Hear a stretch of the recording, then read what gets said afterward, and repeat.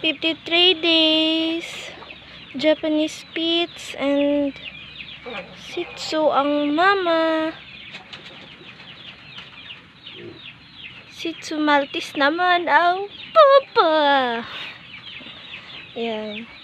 Nakikita nyo, may puppy na talagang kakapa. Tapos, ang likod nila sa tiyan ni mama.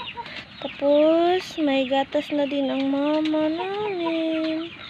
Yan, may gatas na. Minsan tumutulo to.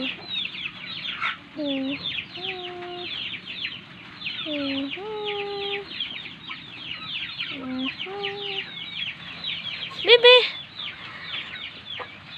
Ginanting ko na din ang kanyang mahabang buhok or balahibo para hindi gaano siyang mainitan. Yan, Bibi! Pasensya na dahil kakatapos lang kasi nilang kumain ng hapunan nila. Aga ko kasi silang napakain.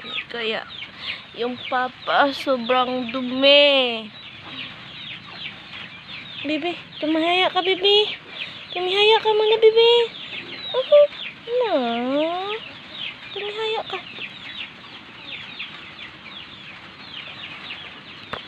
Tumihaya ka, Bibi. Tumihaya. Tadan! Ang lapad ng tiyan namin.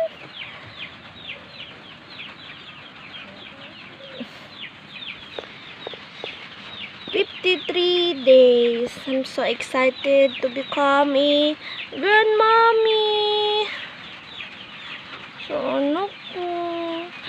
First time niyo tong magbuntis.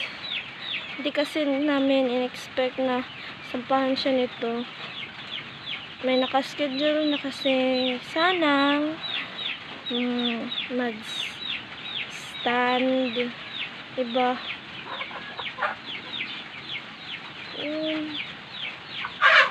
Bigla na lang nag-ingay itong babaeng to, nalak na pala nito. Wala na kaming nagawa, kundi pinagpatuloy na lang namin na 2 session to sila. Hindi ko na pinatri kasi naawa ako nitong babae ko, iyak ng iyak. Siguro ducks to. Ducks ka, bebe? Ducks ka? Ducks ka? Yan.